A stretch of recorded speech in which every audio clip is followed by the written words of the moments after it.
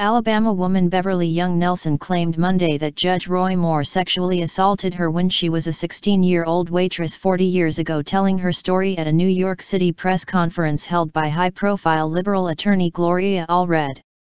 Nelson, 56, sat next to Allred and stated that she came to know Roy Moore when she was 15 years old, working in a local restaurant near her high school. Moore was, according to her, a regular, eating in the same seat every night and often complimenting her on her looks. According to Nelson's statement, one night, shortly after her 16th birthday, in December 1977, Moore offered her a ride home, only to pull his car around back of the restaurant. She says he then locked his car doors, grabbed her, and attempted to violently force her face into his crotch. She resisted fiercely, the statement read, incurring bruises before he released her. "I thought he was going to rape me," Nelson said. At some point, he gave up.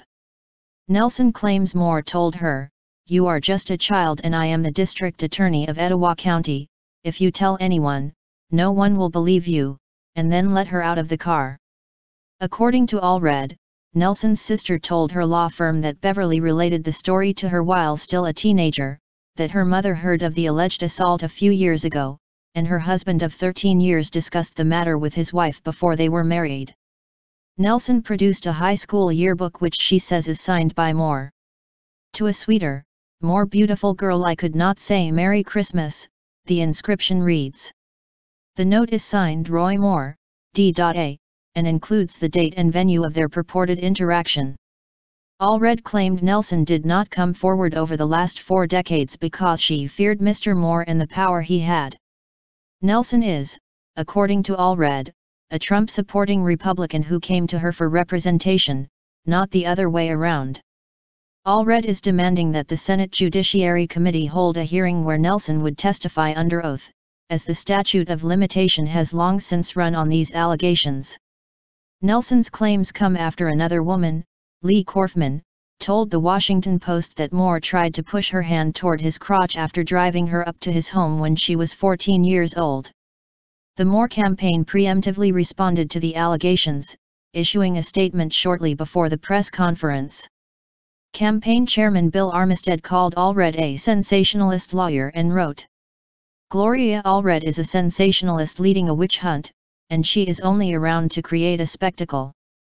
Allred was the attorney who claims credit for giving us Roe v. Wade, which has resulted in the murder of tens of millions of unborn babies.